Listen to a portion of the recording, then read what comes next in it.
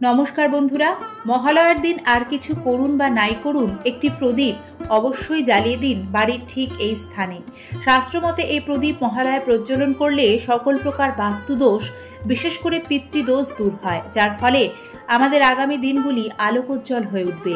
সংসার ও জীবনে আসবে সফলতা, শ্রীবৃদ্ধি। এবছর মহালয়া পড়েছে ইংরাজি 21শে সেপ্টেম্বর, বাংলা 4 আশ্বিন, রবিবার। পিতৃপক্ষের অবসান এবং দেবীপক্ষের শুরুর তিথি হল মহালয়া।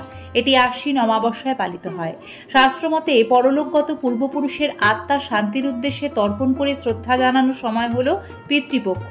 যারা পরলোকগত পূর্বপুরুষের মৃত্যুতিথিতে বাৎসরিক শ্রাদ্ধানুষ্ঠান করতে পারেন না, তাদের জন্য পিতৃপক্ষে মৃত্যুতিথিতে শ্রাদ্ধানুষ্ঠান করার বিধান শাস্ত্রসম্মত। আশ্বিন অমাবস্যা তিথি প্রেতকর্মের জন্য শুভ বা প্রশস্ত হওয়ার কারণে পিতৃপক্ষের অমাবস্যা তিথি পরলোকগত পূর্বপুরুষের উদ্দেশ্যে জলদানের পক্ষে শুভ। পিতৃপক্ষে পরলোকগত পূর্বপুরুষকে জলদান করলে পিতৃদোষ খণ্ডন হয়, পূর্বপুরুষের আশীর্বাদে সংসারে বাধা বিঘ্ন নাশ হয়, সংসারে শান্তি আসে, বাস্তুদোষ দূর হয় এবং সর্বোপরি আর্থিক শ্রীবৃদ্ধি হয়।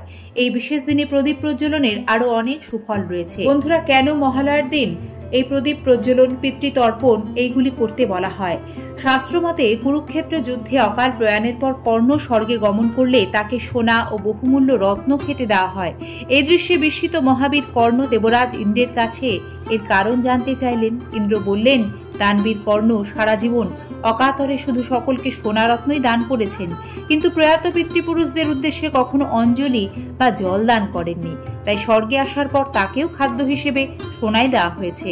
তখন মহাবীর যোদ্ধা কর্ণ জানান, যুদ্ধের শেষ লগ্নে তিনি মা কুন্তির সাথে মিলিত হন। তার আগে তিনি পিতৃপুরুষদের সম্পর্কে কিছুই জানতেন না, তাই তিনি পিতৃপুরুষদের উদ্দেশ্যে অন্ন এবং জল দান করেননি। এই কারণে কর্ণকে এক পক্ষ কালের জন্য মর্তে ফিরে পিতৃলোকের উদ্দেশ্যে অন্ন ও জল প্রদান করার অনুমতি বা উপদেশ দেওয়া হয়। এই পক্ষই পিতৃপক্ষ নামে পরিচিত হয়। শাস্ত্রমতে পুরাণ বলে, ব্রহ্মার নির্দেশে এই আশ্বিন অমাবস্যায় পিতৃপুরুষরা মনুষ্যলোকের খুব কাছাকাছি চলে আসেন।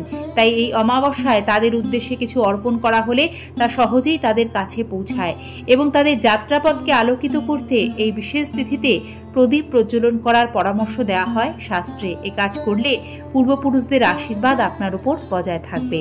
এই মহালয়া হলো আশ্বিন অমাবস্যা তিথি। বন্ধুরা, এই তিথিতে যেমন পিতৃপুরুষদের শ্রাদ্ধ তর্পণ করা হয়, তেমনি মহালয়ার দিনে কিন্তু দেবী দুর্গার বোধন করা হয়। এই দিন দেবী দুর্গার চক্ষু দান করা হয়। বোধন অর্থ জাগরণ। তাই মহালয়ার পর দেবী পক্ষের অর্থাৎ আশ্বিন শুক্লপক্ষের প্রতিপদে ঘট বসিয়ে শারদীয় দুর্গাপূজার সূচনা করা হয়। শ্রাবণ থেকে পৌষ এই 6 মাসকে বলা হয় দক্ষিণায়ন। দক্ষিণায়ন হলো দেবতাদের ঘুমের কাল, তাই বোধন করে দেবতাদের জাগ্রত করা হয়। মহালয়ার পর প্রতি পদে যে বোধন হয়, সে সময় সংকল্প করে দুর্গাপূজার আয়োজন চলে। একে বলে কল্পরম্ভা। যদিও ষষ্ঠী থেকে পূজার প্রধান কার্যক্রম শুরু হয়, তাই বলা হয় ষষ্ঠাদি কল্পরম্ভা, এবং সপ্তমী থেকে বিগ্রহতে প্রতিপদ থেকে শুধু ঘটে পুজো ও চণ্ডীপাঠ চলে। মহালয়ার দিন ঠিক কোন দিকে কিভাবে প্রদীপ জ্বালাতে হবে?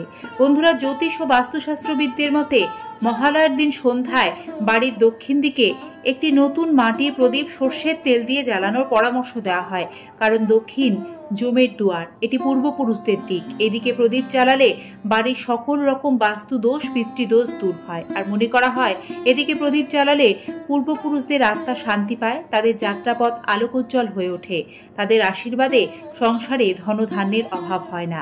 তাই অবশ্যই বাড়িতে কোনো মৃত ব্যক্তির ছবি থাকলে সেটি বাড়ির দক্ষিণ দিকে রাখবেন এবং মনে রাখবেন, শোবার ঘরে কখনোই কোনো মৃত ব্যক্তির ছবি রাখতে নেই। দ্বিতীয়, এই মহালয়ার দিন সন্ধেবেলায় আপনাদের বাড়ির সদর দরজার সামনে 2টি তিল তেল দিয়ে প্রদীপ জ্বালাবেন, কারণ বাস্তুশাস্ত্রবিদদের মতে সবসময় অমাবস্যা তিথিতে বাড়ির সদর দরজায় তিল তেলের প্রদীপ জ্বালাতে হয়। মহালয়া আশ্বিন অমাবস্যার তিথি। এই দিন তিল তেলের প্রদীপ জ্বালালে অমাবস্যা তিথির কোনো রকম নেতিবাচক শক্তি আপনার গৃহে প্রবেশ করতে পারবে না। এছাড়াও মা লক্ষ্মীর শুভ আগমন ঘটবে আপনার সোনার সংসারে। এই বিশেষ দিনে আপনারা অশ্বত্থ গাছের তলায় একটি প্রদীপ জ্বালাতে পারেন। সেটি তিল তেল দিয়েও জ্বালাতে পারেন বা সর্ষের তেল দিয়েও জ্বালাতে পারেন। বলা হয় এর ফলে গ্রহগত বহু দোষ ত্রুটি দূর হয়। এই বিশেষ দিনে আপনার বাড়ির ঠাকুর ঘরের উত্তর পূর্ব দিকে অবশ্যই একটি ঘিয়ের প্রদীপ জ্বালাবেন। এর ফলে সংসারে শ্রীবৃদ্ধি হয়, আর্থিক উন্নতি হয়। মহালয়ার দিন সন্ধেবেলায় তুলসীতলায় নির্দিষ্ট নিয়মে ধূপ দ্বীপ দেখাবেন। একটি প্রদীপ অবশ্যই জ্বালাতে হবে। এই দিন সন্ধ্যায় যখন ধূপ জ্বালাবেন তার মধ্যে একটু লবঙ্গ কর্পূর মিশিয়ে নেওয়ার পরামর্শ দিচ্ছেন বাস্তুশাস্ত্রবিদরা। বন্ধুরা, অমাবস্যা তিথিতে ধূপের সাথে লবঙ্গ কর্পূর মিশিয়ে তার ধোঁয়া বাড়ির চারদিকে দেখালে গৃহের সমস্ত অশুভ শক্তি, বাস্তু দোষ খণ্ডন হয়। এছাড়াও এই বিশেষ তিথিতে যাদের বাড়িতে পূর্বপুরুষদের ছবি রয়েছে তারা বাড়ির দক্ষিণ দিকে পূর্বপুরুষদের সামনে প্রদীপ প্রজ্বলন করতে পারেন। মহালয়ার দিন বারবার শঙ্খ বাজানোকে অত্যন্ত শুভ বলে মনে করা হয়, তবে নিশ্চিত করবেন এই কাজটি যারা করবেন শঙ্খ যখনই বাজাবেন 3 বার করেই বাজাতে হবে। ঈশ্বরের কাছে প্রার্থনা জানাই মহালয়ার এই দিনটি সকল নিয়ম সঠিকভাবে পালনের মাধ্যমে আপনাদের সকলের জীবনে মঙ্গল বার্তা বয়ে আনুক, সুখ সমৃদ্ধি আসুক। আজ এ পর্যন্তই। ধন্যবাদ সকলকে সম্পূর্ণ পর্বটি দেখার জন্য।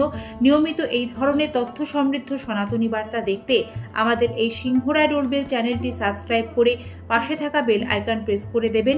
ভিডিওটি ভালো লাগলে একটি লাইক করবেন এবং সকলে যাতে এই ভিডিওটি জানবার সুযোগ পায়, দেখার সুযোগ পায়, সকলের মাঝে শেয়ার করে দিতে পারেন। আজ এই পর্যন্তই। ঈশ্বর আপনাদের মঙ্গল করুন। ধন্যবাদ, নমস্কার। দেখা হবে আবার আগামী পর্বে।